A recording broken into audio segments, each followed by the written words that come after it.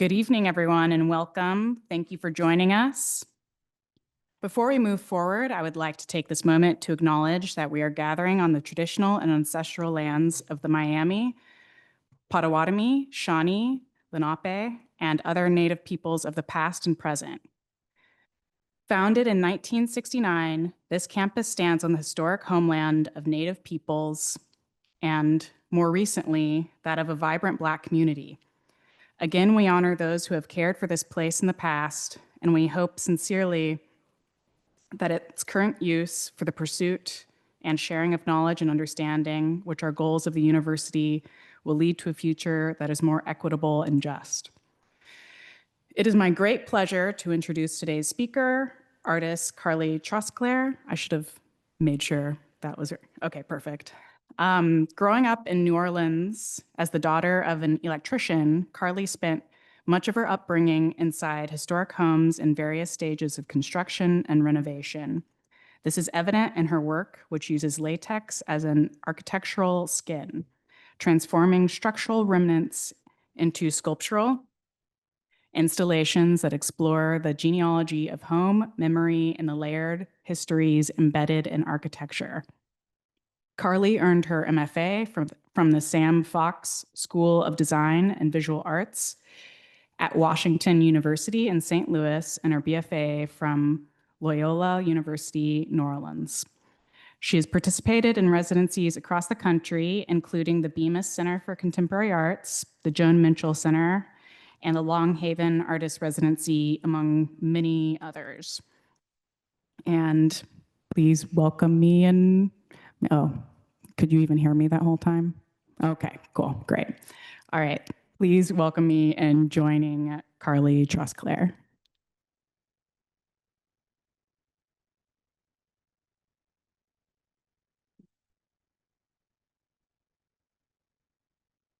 How y'all doing? Can you hear me? What? Yes? What about here? Not so much? Okay. I'll be sure to lean in. Thank you, Em, for the introduction, Dawn, and all the students that I met with today. You have a really lovely campus, and I'm very honored to be here. So thanks for taking out the time to come to the talk. Sorry,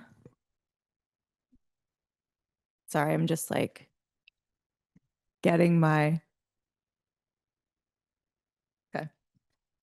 So I'll go ahead and get started. As Em mentioned, I predominantly use the medium of latex. I'm going to start by showing you some images from what I was working on in graduate school, just to kind of help frame my thought process and explore the ways that I have done a lot of experimentation with different mediums to get to where I am today with my work. Oh, wait. Okay. I like to start off with this poem by Pat Schneider, just to kind of set the stage for kind of like how I'm thinking of things. The patience of ordinary things. It is a kind of love, is it not? How the cup holds the tea, how the chair stands sturdy and foursquare, how the floor receives the bottom of shoes or toes, how soles of feet know where they're supposed to be.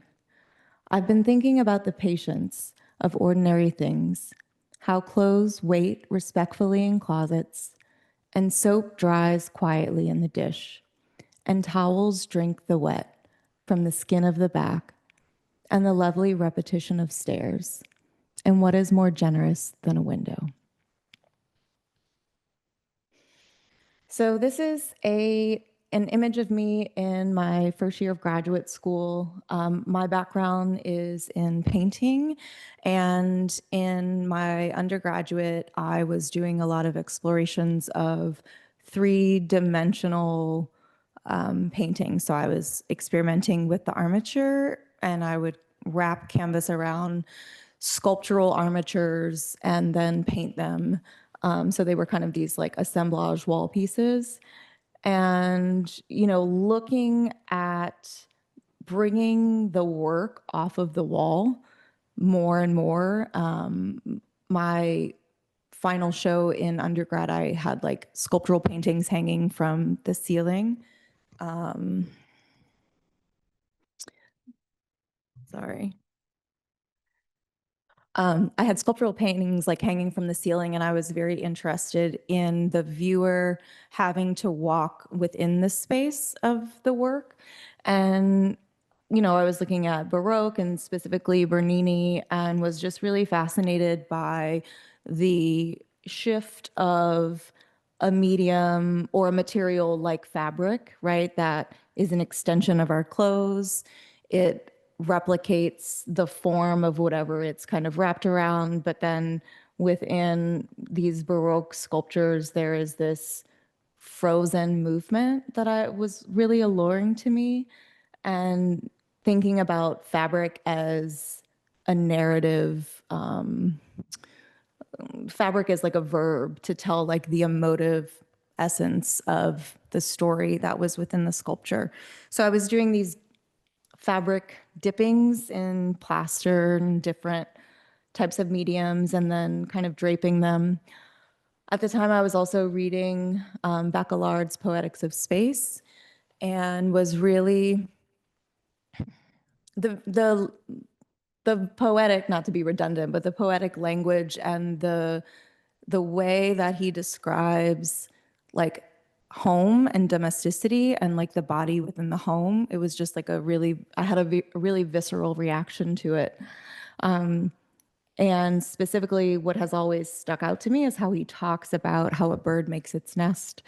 And he says, a house is built by and for the body, taking the form from the inside like a shell in an intimacy that works physically. The form of the nest is commanded by the inside. And then he says that the bird is constantly turning round and round, pressing back the walls on every side, that it succeeds in forming a circle. The house is a bird's very person.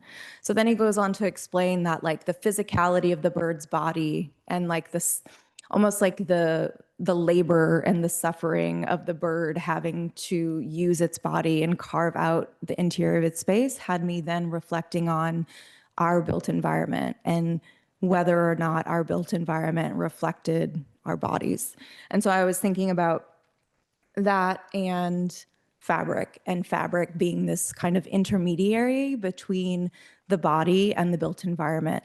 So I started creating these fabric installations that were strewn across interior spaces, looking at the architecture of spaces as reading predominantly geometric and masculine, and not feeling any kind of relationship to my own body. So this was an attempt to kind of bridge the gap between what I felt between the built environment. And so again, I'm still, I'm interested in the body activating a space, and also was reading a lot about phenomenology and the way that through experiencing things that we kind of come to know them on a deeper level because of the time it takes to walk through and throughout something, and our awareness of our body as it moves through a space is what like shapes our understanding of place and our experience. So that became very important for me, like how existing architecture, it is made for the body. The seats that we're sitting in are made for the shape of the body. Doorways are at the height and the width for us to be able to move through them without even second guessing it. But there was something about like bringing the architecture or the form of the space like more to the physical body. Because when you have to duck through a space or navigate the walls around you, it creates a different experience and a sensory experience that way. I went to St. Louis for graduate school, and a lot of the architecture is really, is this? Nope. I went ahead, sorry.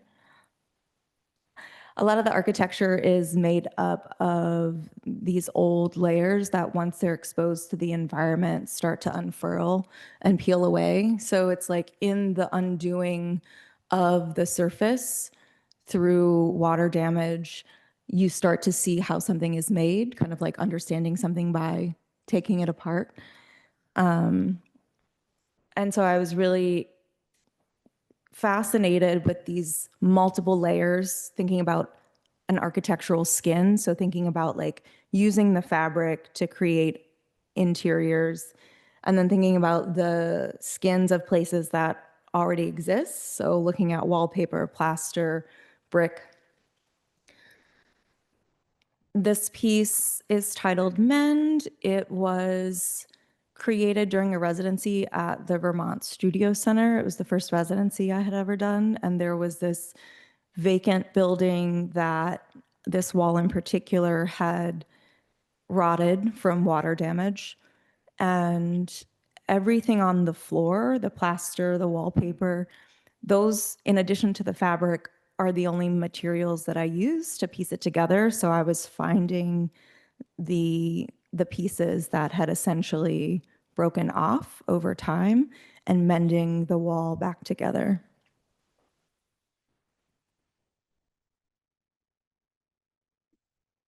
In addition to kind of the unfurling and the undoing of spaces, there's also a swelling that happens from heat and just the different ways that wallpaper and other building materials kind of react to the natural elements. So I also played with the billowing and the animation of existing layers within interior spaces.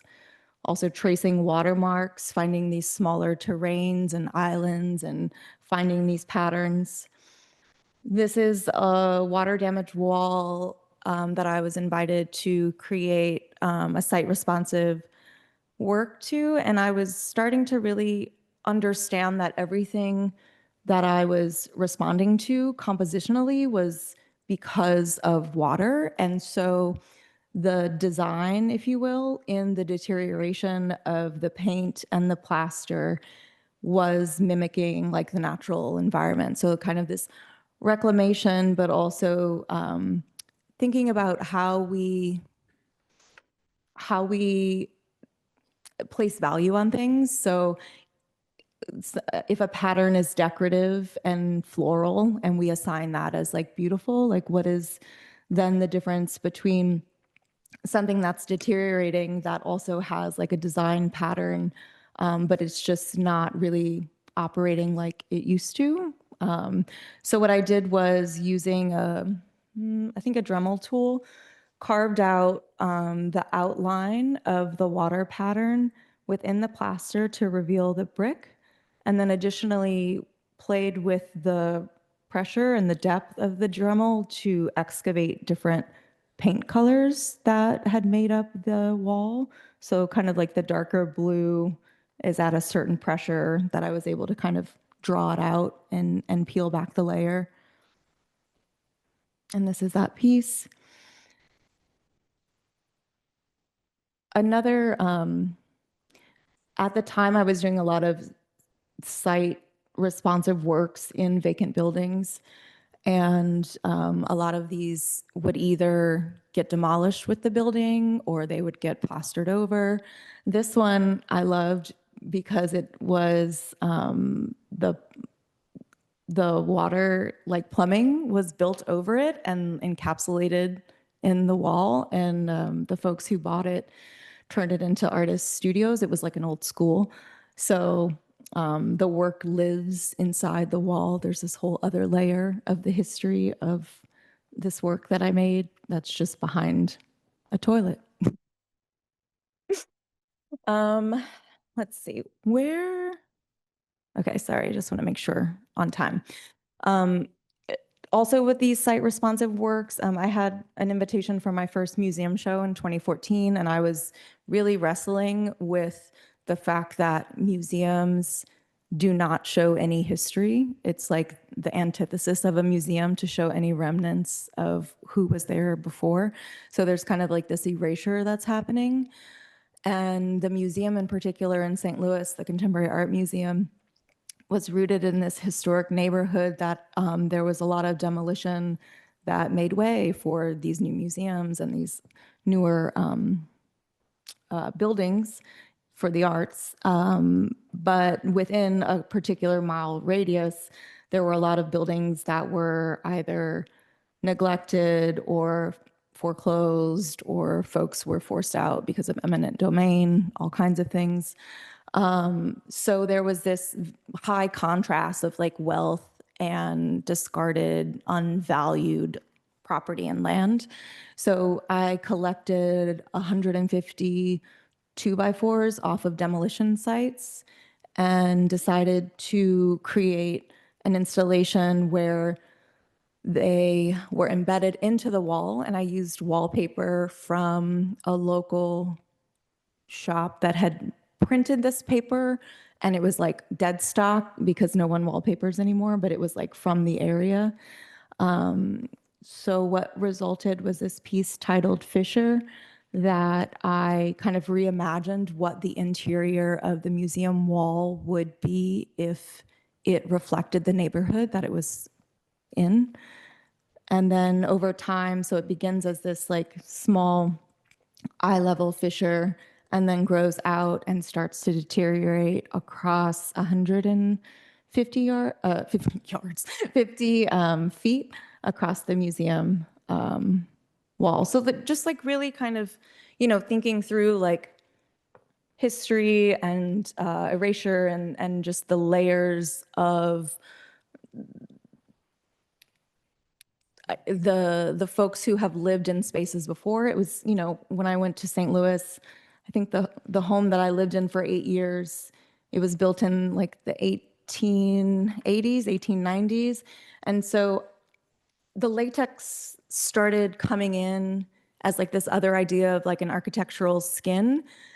And then thinking about this invisible layer on everything that we touch. So how many people have touched the same doorknob that is in my home? How many people have looked out the window of this old home that I'm in? And I kind of just like visualize like this moment in time that like I'm existing between a past and a present of other folks who will, also be in this home that I'm living in. So kind of this collapsing and expanding of time and history. And latex came into the work really to kind of, like I said, encapsulate this like invisible, almost like touch layer, right? That's like on the surface of every object always. So it's almost like making the invisible visible. And so the cast becomes this like ghost impression. This is a piece in a home in St. Louis that was going to be renovated, and they invited me to do a piece as like an homage to the state of the house before it got renovated. And this work is called Passage. And so the work kind of exists as like an homage to the past of the place, but it also kind of envisions like this future renovation. And so it's like this placeholder of time and now.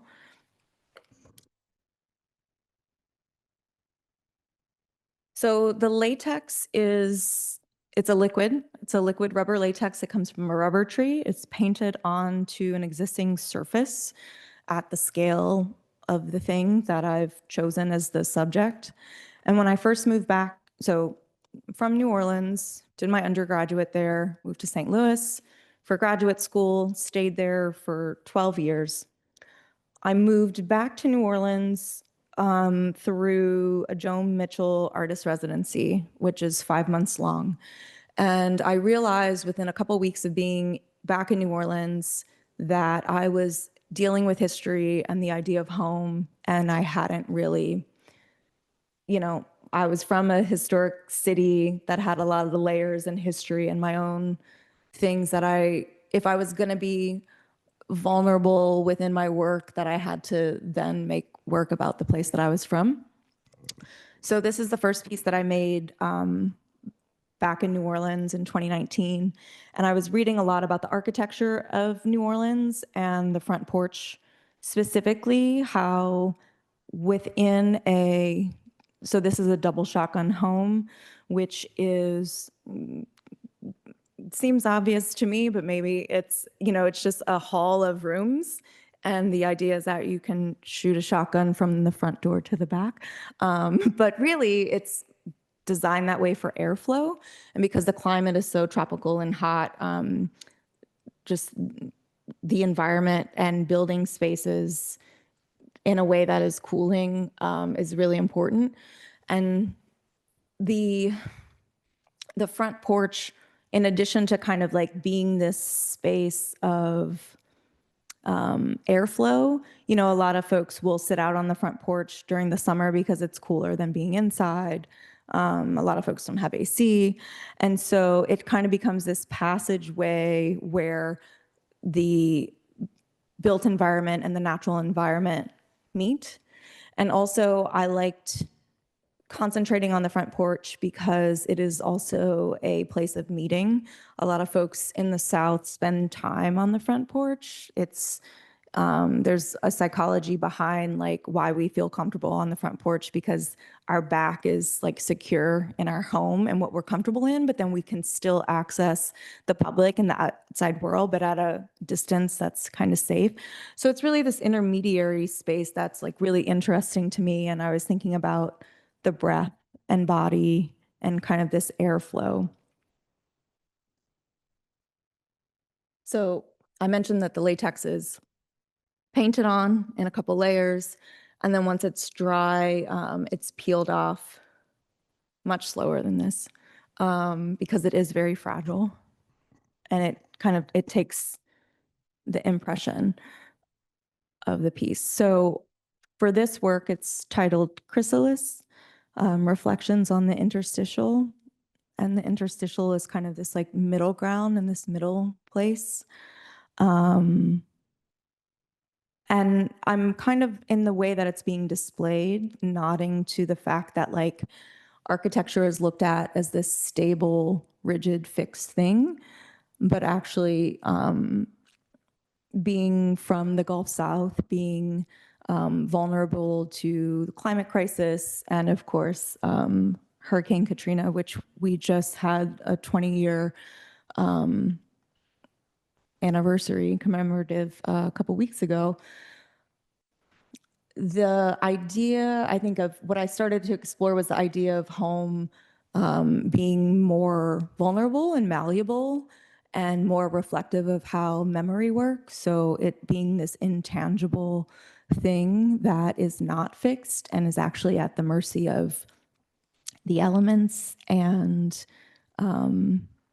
many other factors. I think when I moved back to New Orleans in the first 2 years, I had, for multiple reasons, I think I moved 6 or 7 different times in the first year and a half, which was interesting to me because in St. Louis, I lived in the same house for like 10 years while I was there, but I moved home, and then there was just this like recurring, like, what is home? What is stability? Another part of the post-Hurricane Katrina was that even though folks had lost their homes, they still gathered on their front porches and the stoops of their homes. So there was no structure behind them very often, but they still gathered in the place that kind of like anchored them. So that was kind of like an interesting and sentimental, in the sense of like the place is no longer there, but there's your neighbor, there's the pattern of the day that you're familiar with that happens on your front porch. So these, just questioning like what makes a home. I was also thinking a lot about like breath as building as body, so thinking about breath through architecture.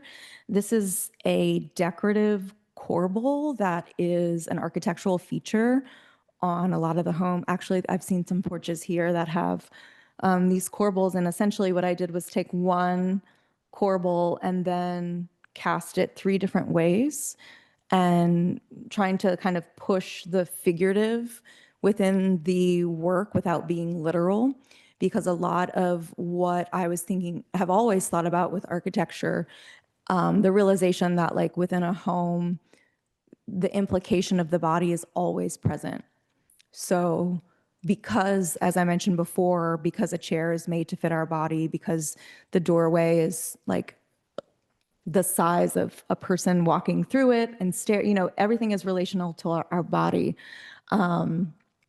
So in those ways, there are elements of architecture and nature that will always be figurative because they're organic and like made to fit the human body. So this is one object cast in 3 different permutations. And at the time we were like doing yoga classes at the residency. And so these are all like yoga poses, goddess, locust, and warrior. But no one ever knows that. So during the pandemic, one of the best pieces of advice that one of my graduate advisors ever told me was to not work outside of any limits that you may have. He was like, you're making installation work, but if you're confined to a small space, like don't kill yourself because you have an idea of the work that you make, and trying to always fit back into that idea. So I heeded to that, and during the pandemic just started casting what was around me. The stoop actually came off of the porch of the home that I was living in at the time, and so did this medallion. And essentially I started exploring the materiality of the latex in relationship to fabric. So it was almost like a going back to what I was doing in undergrad and graduate school, working with textiles and realizing the material properties between them.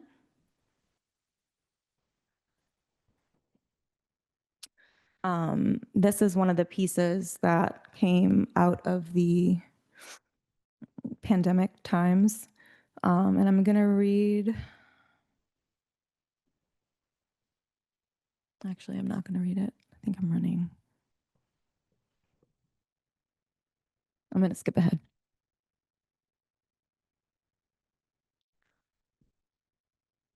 So I was exploring, I don't have lighting in the home during the pandemic. I'm limited resources. So a lot of playing around and experimenting with using the sun to illuminate the work, using video to document the movement of the materials that I was combining. Probably around 2021, 22, I came across this excerpt from Toni Morrison from The Site of Memory. They straightened out the Mississippi River in places to make room for houses and livable acreage. Occasionally, the river floods these places. Floods is the word they use, but in fact, it is not flooding, it is remembering. Remembering where it used to be. All water has a perfect memory and is forever trying to get back to where it was. So this text really changed a lot for me. The language that's used on the Gulf South because of hurricanes and hurricane damage, loss of lives, homes. The language between the built environment and nature is always pretty pejorative. It's nature destroys, all of these things that add a negative layer to nature when actually nature is just doing what it does, and nature does everything. It encompasses everything, right? So reorienting the way I thought about water and flooding and building a city like New Orleans on a swamp, where we are -6 feet below sea level and constantly having to repave the roads because it's a city on a swamp. We're always like pouring money into forcing civilization on this place. So just rewiring my brain around water specifically. This was at a residency in Eastport, Maine, and I was feeling really shocked by the fact that they get tides that can recede to -2 feet and then go all the way up to 22 feet sometimes, twice a day. And I just like couldn't wrap my brain around that, like how water comes in and then recedes in a short period of time, and that the homes didn't flood. So the way that I grappled with that and kind of explored what that felt like was by casting the front entrance of one of the homes in the town and then setting it up next to these piers that are damaged from past hurricanes. So using the structure and the remnants of a previous structure to hold the latex cast. And then over the period of 12, 14 hours, photographing it being engulfed by the water as the tides rose. And what I learned about the waterfront properties in the town of Eastport is that they build recesses underneath the homes to receive the tide. So there's this acknowledgement that the tide will come, the tide will go, and there's like a way of working with the climate. And so that I was thinking a lot about that with like the way that the front porch in New Orleans is thinking about the tropical climate and creating aeration. And so just kind of considering the ways in which we work with nature versus going against it. So this was at the lowest tide that day, and this is at about mid-tide. It also had me then thinking about flooding in New Orleans just on a regular basis because we're below sea level and the roads are not great. There's flooding just after a couple minutes of rain. And so there's constantly flooding throughout, always. But I started recognizing this mirroring that is happening image-wise, and the constant like doubling of place and neighborhood. And so this was in, I don't have the date, maybe 2021, 2022. I had a friend who had a back, what do you call it, garage with, they named it the waiting room, and it was only open during hurricane season. And the neighborhood flooded constantly just from rain. But what it did, these rafters, and thinking about the doubling, I kind of started to envision the downstairs of the gallery as kind of being this kind of like upside down past memory that was like affected by water, and kind of like the remnants of. And then the top of the attic that was kind of out of reach and inaccessible was like the memory of like the fixed, perfect, stable thing. And then kind of this intermediary space of like grappling with the past and the future and always feeling like we're just in between hurricanes, essentially. That grew into, this is that space. So I had, this is like a mantle, fireplace mantle. So you would walk in at the level of the upside down piece. And then above the rafters was the more kind of pristine cast. The bottom work has Mississippi River mud and watermarks on it. And from those marks, I started kind of like stitching into the deteriorating composition to kind of pull out those designs. This grew into a larger project in 2022 at Project Row Houses. The row house that I was given to create work in had multiple rooms, so it's previously a domestic space, now turned gallery space. And each room reflected this idea of a mirror image.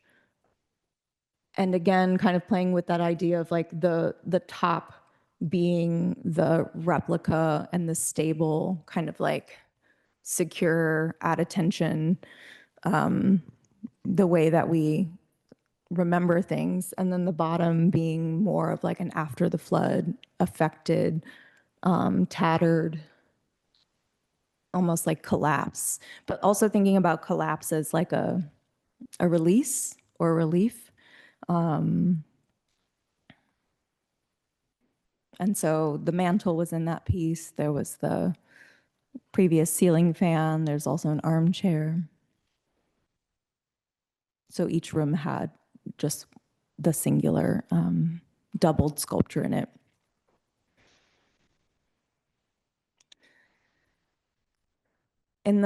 Additionally, in the front of the row house, I did a project that this piece is called Within Between, thinking about architectural skin and like the layers of history. What I did for this piece was cast the interior of the existing room.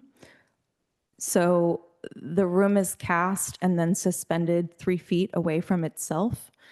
And the viewer is able to walk around the perimeter and then enter the interior.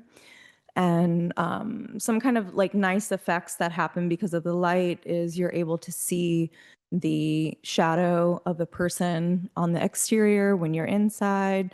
So again, like that collapsing of like memory, time, and space.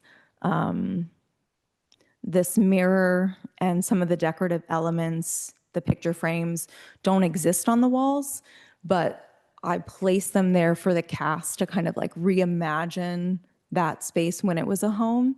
So when you're walking through, there's like this almost like suspense of, it doesn't read exactly like, you know, all the architectural features are cast and placed removed from the existing structure, but there are these pieces that are reflective in the latex that are not on the actual wall. So there's kind of this a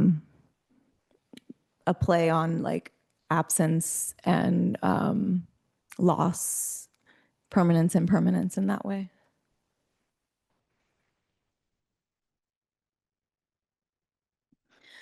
I've mentioned a couple residencies, and what residencies have done for my practice has given me like essentially the opportunity to step out of my comfort zone and to make work that is reflective of the environment that I'm in. This residency is called Log Haven. It's in Knoxville, Tennessee, and it's on 90 acres of preserved woodlands. And for someone who is used to casting architecture, I kind of was like, what am I going to do here? And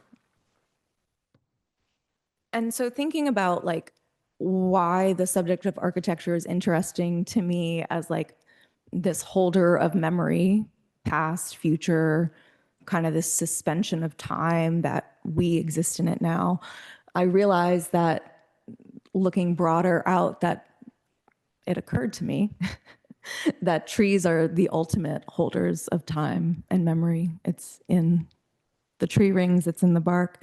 So in 2022, I started to really kind of expand my notion of home to also include the natural and living environment, and looking more to the natural environment as a way to inform not only domestic spaces, but like how we live and how we accommodate working in tandem with. This is the detail. So you can see that the latex, because the bark is so porous, the latex really seeps into it, and there are remnants from the actual tree, which in person creates a really interesting kind of like trompe l'oeil kind of experience where like you're not sure if it's the cast of the tree or it's an actual piece of the bark. So there's like this play of real and imagined within it. Also really responding during that residency to the way that all of the fungi and moss came alive after the rain. So just these really kind of bright, prominent colors. And so I began this kind of stitching and embroidery to kind of hint to a future growth, because the latex, I think of them as kind of these snake skin cicada shells. They're like this remnant of an existing structure. So for me, that makes me think of past. And so then thinking about the latex as this material that will shift and change over time, it'll change color, it will lose its elasticity. So then thinking of like the life beyond the thing that it was cast from. And so, you know, imagining this like mossy kind of growth through embroidery. In North Carolina, I was inspired by the red soil that everyone was annoyed that it stained their clothes, their shoes, their fences after a rain. But I was just so struck by how gorgeous the color was, and started kind of grinding down the soil to make a pigment to then add into the latex so that I could shift more into using, you know, pigment from the environment that I was in. So this is a stone wall that was cast, and I, for this piece, encapsulated the vine. It was an overgrown kind of ruin structure that I was able to cast. Well, I was pulling out, I think, the vein of the mortar around the stone and realizing the pattern connection of the vine that was kind of overgrowing it was kind of like what drew me to this as like a subject matter. And this is the piece finished.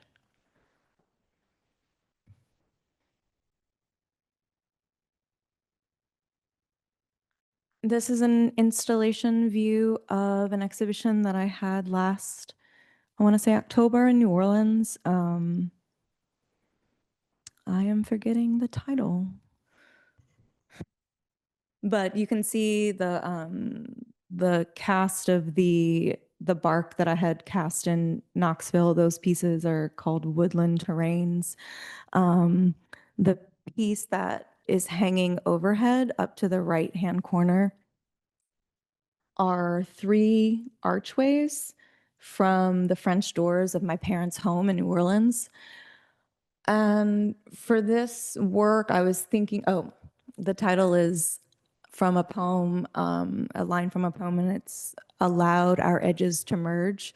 So thinking about like the natural environment, the built environment, fusing with the natural environment. And it was a compilation of these architectural casts and then just full, you know, tree and nature cast. And when you enter the gallery at the floor level, you see kind of this, the title of the piece on the top left is Canopy. So it's suspended over your head and kind of billowing above. And then once you can kind of see like these little growths happening. And this is another view, so you can kind of have, yeah, almost this like this semblance of architecture and a form, but then this kind of like billowing, unfurling.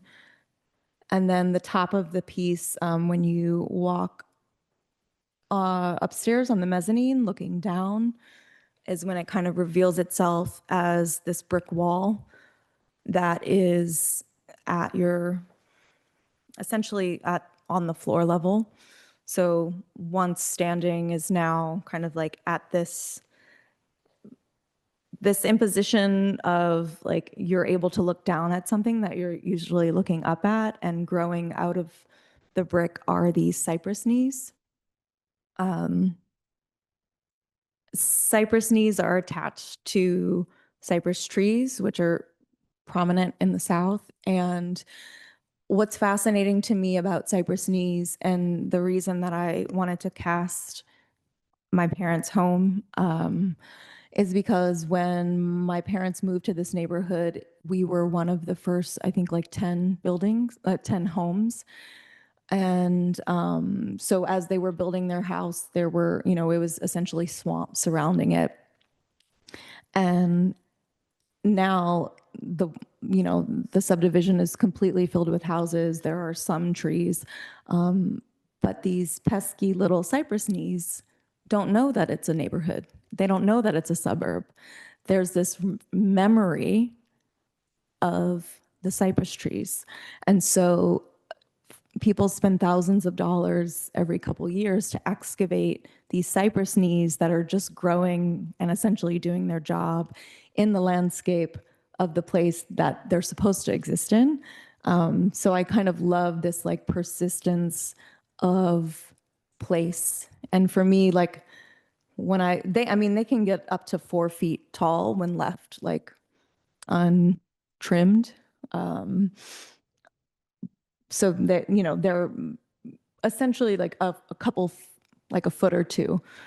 So I like this kind of idea of like perseverance and like nature kind of like coming back and making, for me, they remind me of the ground that I'm on.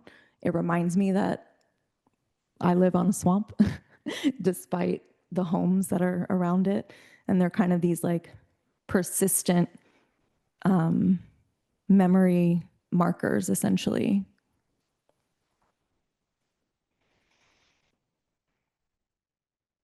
And then this is a video of the work from the floor level going to the second level. So something else I'll mention is, with the latex, I'm also making decisions about thickness. So I'm treating the windows with a much thinner layer than I am the plaster around it. This piece in particular, I'm mixing the pigment into the latex at varying degrees so that when it shows the shot from above, you can see there's a gradient pattern within the bricks. So also starting to use color, like a narrative, color as like a time narrative of either saturating something or kind of wearing down over time.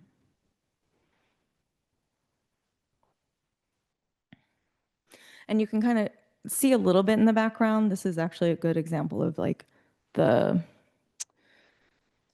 like this very subtle,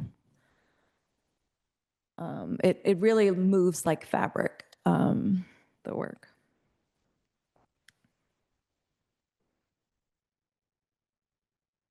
No?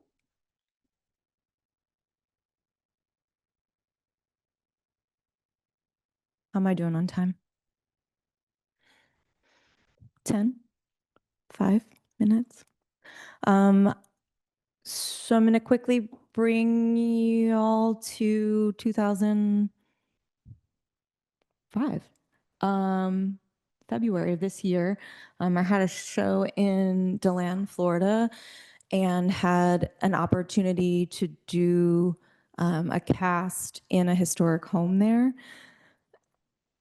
And the craftsmanship of this building that the community has rallied around to try to preserve. It's one of the last standing in the city that shows this historic, these architectural features. There are these incredible, massive plaster columns on the front. And it's had decades of being threatened by demolition, private owners coming to save it, that falling through, city grants. So it's kind of like always in this this flux. So I wanted to do something with the stairwell and the staircase, and I was just like so taken by it, and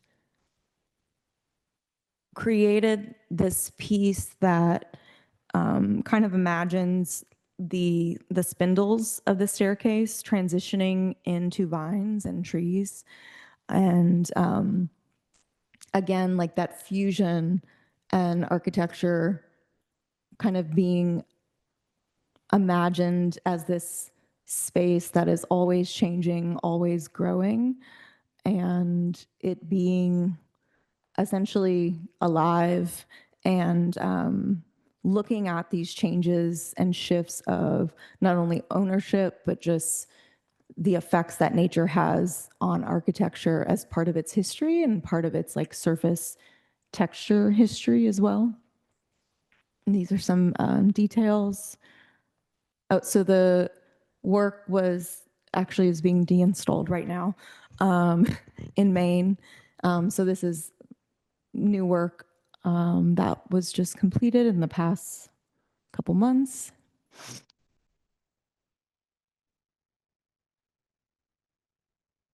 I'm not going to show the video because we're short on time, but this is a tree that I cast. I was really taken by the way that the root system was exposed and hovering over the water and creating, again, like this mirror and this doubling of it. And I kind of like imagine the roots growing out and absorbing everything around it, kind of like imagining when we're gone, like what is left behind.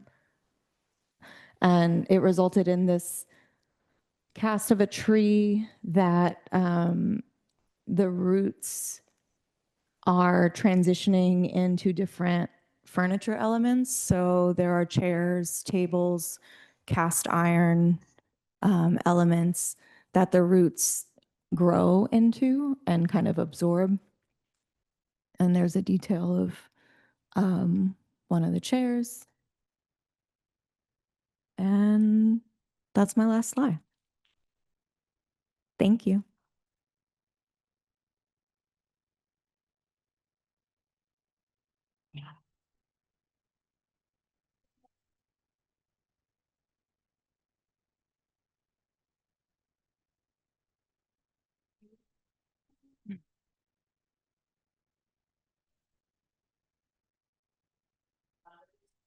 Speak kind of directly into it, or yeah, it's not, and we can repeat your question. Hi there. Hi. I was wondering, you answered 2 questions for me. First of all, how has the latex been holding up after 10 years? Secondly, what scale you do? What does storage look like afterwards when something's deinstalled? And like, oh, sorry. Sorry, what was that very last? Third, where do you like? What does inventory of not exhibiting like space that's air, like climate controlled and all that good stuff? Yes, I have climate controlled storage. I'm very, I think a lot about how to make work at the scale that it needs to be and that it exists, but then also the life after the exhibition and the show. And so the thing that really appeals to me is how malleable and pliable latex is. And so all of the work is made to essentially be de-skinned, and the latex is rolled, and the armatures are modular, so they collapse either into themselves or they can be layered. So for example, this is made from, this is like multiple metal railings that slot into one another that then collapse down, and then the skin is its own piece that's rolled up like fabric. And so inventory-wise, storage looks like a bunch of burritos, varying sizes, with pictures of what's inside the burrito, because they do start to look the same. But all about like maximizing kind of the scale at which the work is viewed and experienced, but then also realistically shipping, traveling, storage, is I think about all the time. And then there was another question in there about how the latex holds up over time. The oldest piece that I have is from 2017. What I've learned is that that piece looks exactly the same, feels exactly the same. There are some variables that like affect the latex over time, like exposure to the sun. So if it's left out in the sun, it first sunburns, which is really interesting. It's like a skin in that way. And it starts to dry it out, and so it loses its pliability, so it'll stay fixed as a mold, but it's the properties of it being like, I think the elasticity breaks down over time, but that's like 50 years into the future, and I don't know if we're even going to be on the planet, so.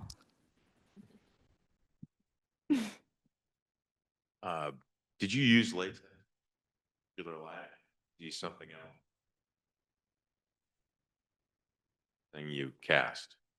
Great question. So I came to latex. A lot of my work I feel like is linear in like my material exploration. So I was doing these when I was thinking about the skin of architecture and the layers that make up architecture. I was like, okay, plaster, brick, wallpaper, paint. So I was using latex paint and creating these pores, kind of like Linda Banglis. Or if anyone's ever painted, you know that after your acrylic dries out, you can peel up the residual, and it's this cool flexible skin. So I was doing these pores and pouring them into designs and then placing them within the cutouts of the wall that I was doing. And I was at a residency, and a now friend who is like a silicone mold making genius, he was like, well, you're using latex paint, why don't you just use latex? Didn't even think about it. And then just started playing and experimenting. And the first thing that I cast were these light fixture, like, you know, like the little decorative glass kind of orbs, because it just so happened to be part of another project that I was already a part of, so.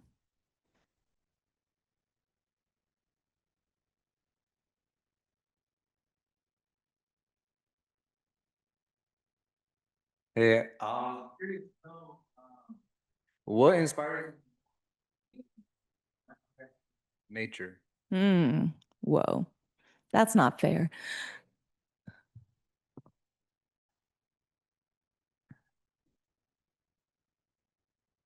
I think I'll have to say nature, because I mean, to say that like nature encompasses everything, like it really does, like not just like what happens behaviorally and within our human nature, and also like the breakdown and the building of things. But I think nature has become, as like kind of cliche as this sounds, like the biggest teacher of literally anything that I want to think about. So like if I think about rebuilding after a hurricane, if I think about owning a home and just having to do roof repairs or patching walls, there's this process of breakdown and care and repair that is required of me within the built environment. And we see these regenerative processes in nature all the time. You know, things need to die for new things to be reborn. And so I think that has become more of the core of how I use it more as an armature to think about everything else in my life and in the built environment. Thanks.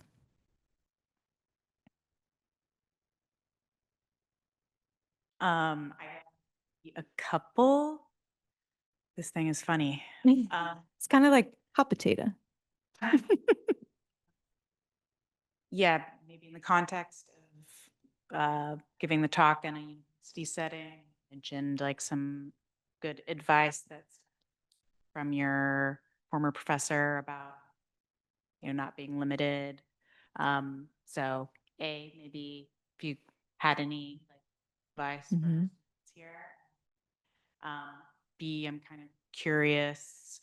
You haven't been in Indy too long, so maybe this is too soon.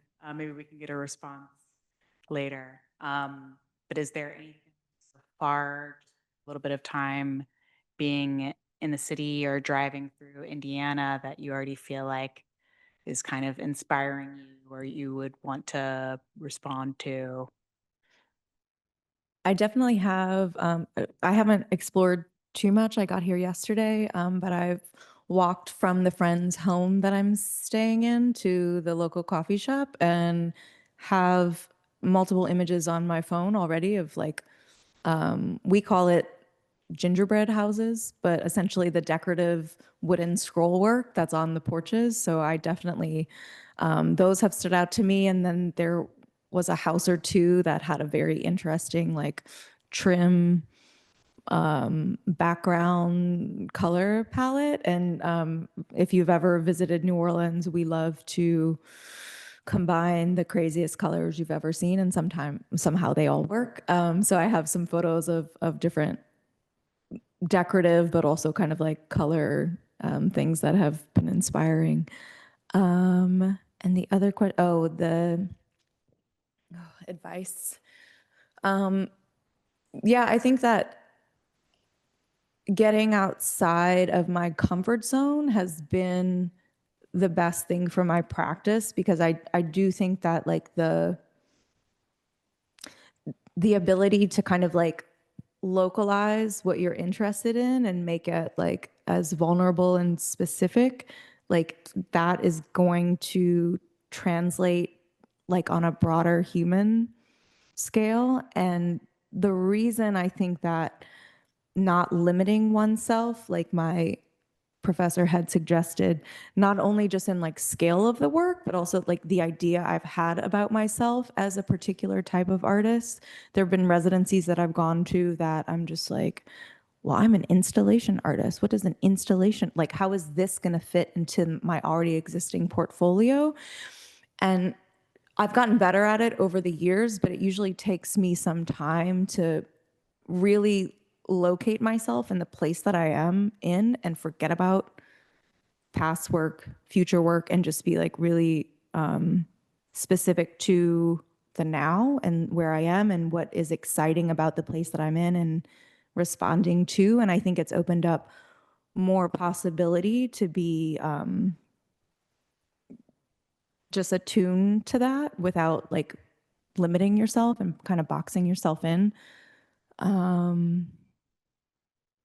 I didn't give any new advice. That was just expanding on. I met with a couple MFA students, and I said to at least two of them, but it's worth repeating that outside of graduate school, I've spent every day job not being in the arts, diversifying your skill set. Because for me, like preserving my creativity just for the studio and like my critical problem solving, my brain gets really exhausted in art settings. And some people get inspired being in art settings and making things and thinking about ideas. And for me, I have found that using the other side of my brain, doing administrative work, is balances me out, and it leaves the unknown and just it allows me to kind of be braver, I think, in the studio. So there's that. You can do other things. And also artist residencies, I didn't know about them until later in later in undergrad, but they're a really wonderful way to like continue dialogue and community and networking, because right now you're in like a very special place where people care about you and care about your ideas and what you're doing. And it's really hard to foster that outside. It takes a lot of work to do that outside of school. So really kind of soaking it up and taking that into account. But then, like I said, residencies are really great after grad school and school in general to keep building on that.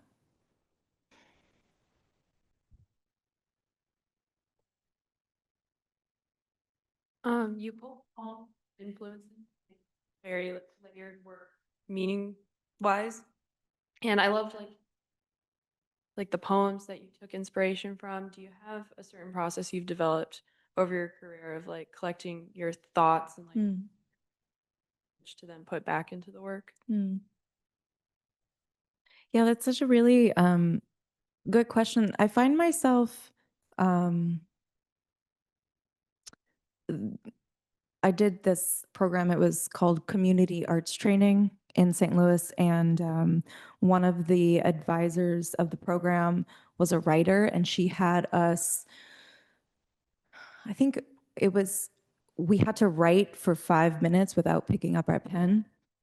And her point was that, you know, the first couple minutes we're in our head about what we're thinking about and what we want to say, and do these words like work next to each other, you know.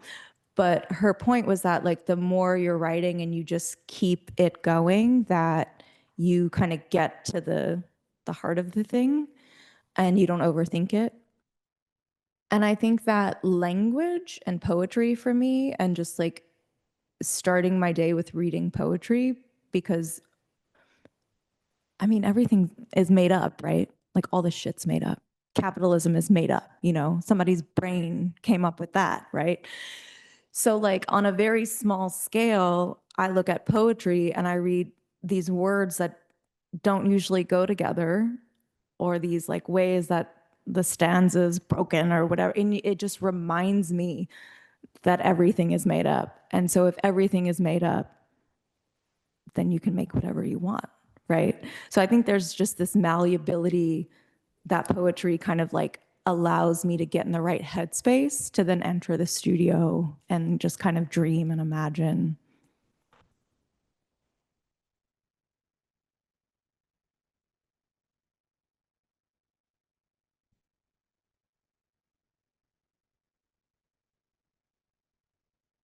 I'll use this as my. You, Carlie. Thank you all. Keeping the staff and show up a little later tonight. So feel free to peruse that at your leisure, and see me if you need a parking voucher. All right, thank you for coming.